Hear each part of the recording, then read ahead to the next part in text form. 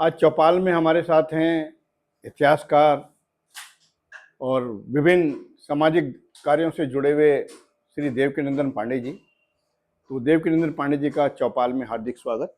धन्यवाद आपका।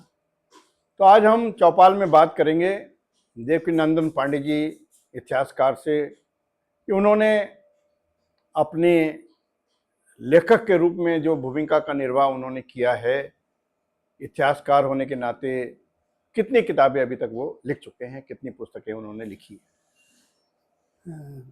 आपका धन्यवाद। मैं अभी तक 17 पुस्तकें प्रकाशित करवा चुका हूँ। उसमें सबसे पहले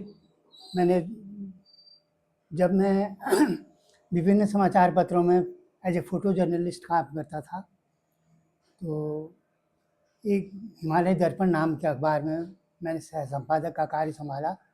उसमें विरासत के रूप में देहरादून पर लिखा। तो उस समय अमर उजाला के जो ब्यूरो चीफ थे सुभाष गुप्ता, उन्होंने कहा तुमने तो प्याज के छिलकों की तरह उतार के रख दिया है देहरादून को, क्यों नहीं अपनी किताब लिखते। तो वहाँ से मैं प्रोत्साहित हुआ और मैंने पहली किताब लिखी 1999 में। उसके पश्चात फिर लोगों ने डिमांड किया कि आप इसको इंग्लिश में भी लिखिए। तो 2000 में मैंने ग्लोरियस देहरादून के नाम से एक किताब लिखी। उसकी काफ़ी डिमांड रही।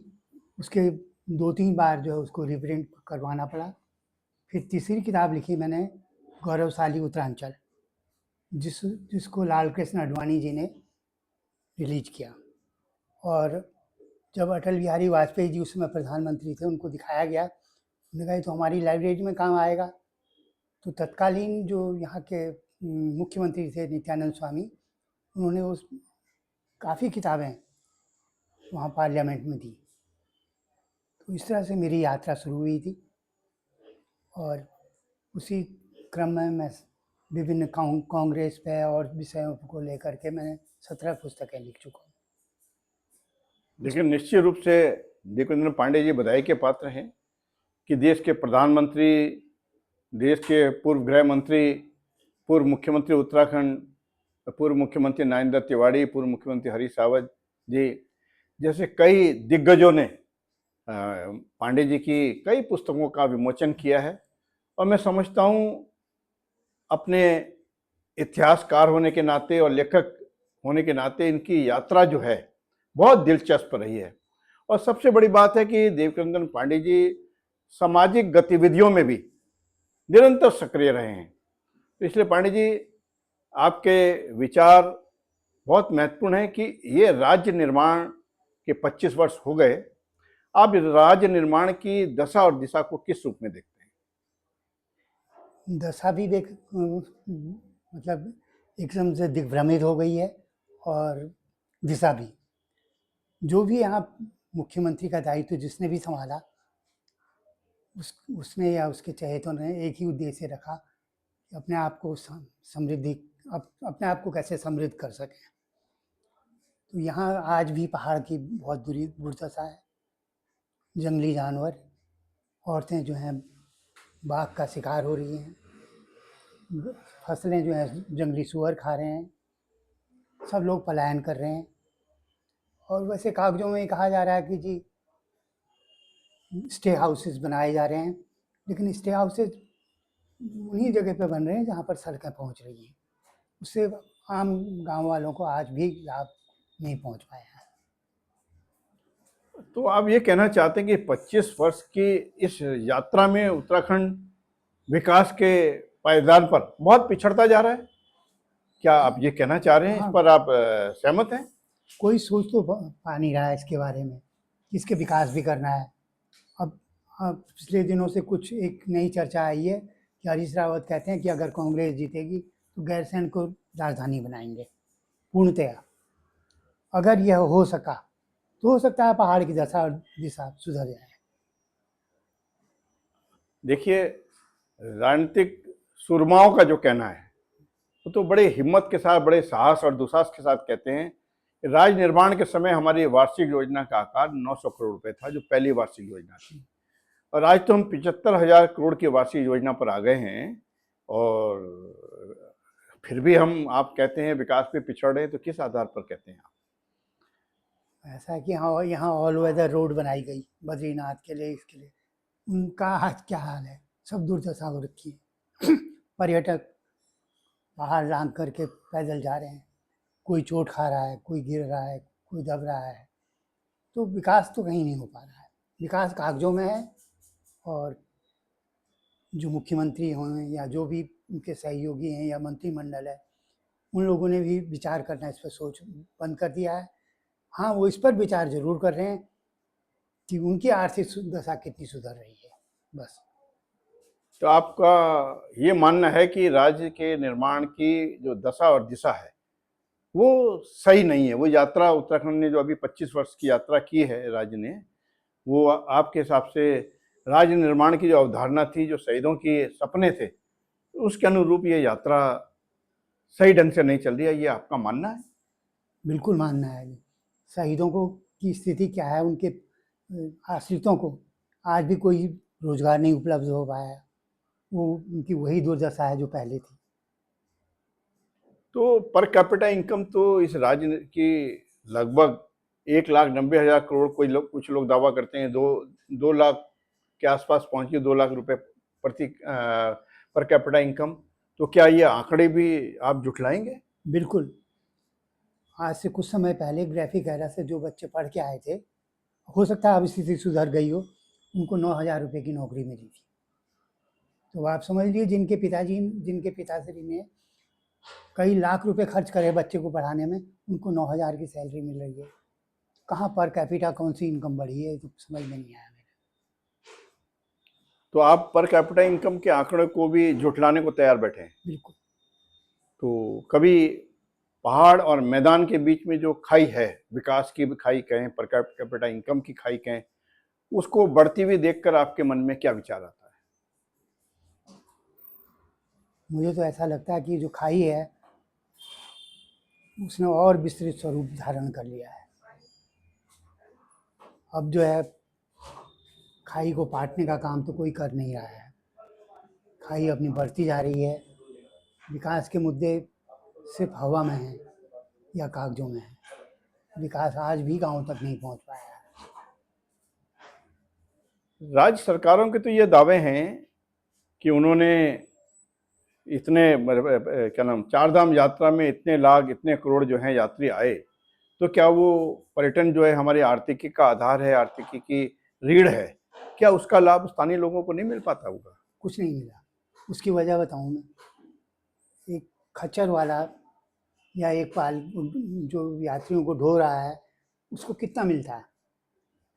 20,000 रुपया लेता है वो एक पालकी वाला केदारनाथ यात्रा का।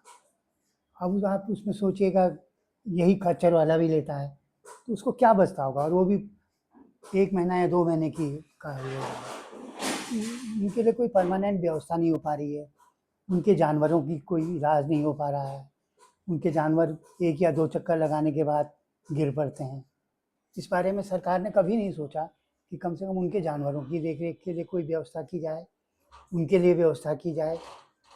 तो है नहीं कोई उचित व्यवस्था। सरकार के दावे तो बड़े लंबे चौड़े हैं, बड़े सुंदर सुंदर दावे हैं, और ये भी सच है कि जब चारधाम यात्री पर्यटन के लिए आता है, उत्तराखंड आता है, तो उसके साथ एलाइड एक्टिविटीज़ भी होती हैं, सहयोगी गतिविधियां कह सकते हैं, कि वो बस वाला भी है, पंचर वाला भी होगा, तेल वाला भी होगा, कहीं वर्कशॉप की भी आवश्यकता पड़ेगी, कहीं खाना भी खाते होंगे, कहीं चाय भी पीते होंगे। तो इससे आर्थिकी को उत्तराखंड के लाभ नहीं मिल पाता क्या? जो लोग आर्थिक लाभ प्रदान करने की हैसियत में हैं, वो 24,000 रुपया ब्लैक में या जैसे भी कहिए हवाई यात्रा करते हैं। जो हवाई यात्रा 24,000 रुपया दे के करेगा, वो अपना दर्शन करे और चल दिया। उससे स्थानीय लोगों को क्या मिला? कुछ भी नहीं। जो निम्न स्तर का या मध्यम स्तर का है, उसकी इतनी हैसियत नहीं है कि वो रेस्टोरेंट वगैरह में खाना खा सके, क्योंकि उनके गाँव वालों के जो रेस्टोरेंट खुले हुए हैं उनमें भी मनमाना रेट लेते हैं वो लोग। तो मुझे नहीं लगता कि आर्थिक रीढ़ जो है मजबूत हुई है। सरकार का तो ये दावा है कि हमारे यहाँ जो पर्यटन है वो कई तरह का है। एक तो धार्मिक पर्यटन है, जिसमें चारधाम यात्रा पे लोग आते हैं। जी। एक हमारे एडवेंचर टूरिज्म भी है, जैसे राफ्टिंग हो गई, हाइकिंग हो गई, पर्वतारोहण हो गया, इस तरह की गतिविधियां भी हैं, तो उसका भी तो लाभ निश्चित रूप से स्थानीय लोगों को मिलता होगा। अब जैसे राफ्टिंग का ही आप जिक्र कर रहे हैं, राफ्टिंग में आए दिन दुर्घटनाएं होती हैं संसाधनों की कमी की वजह से।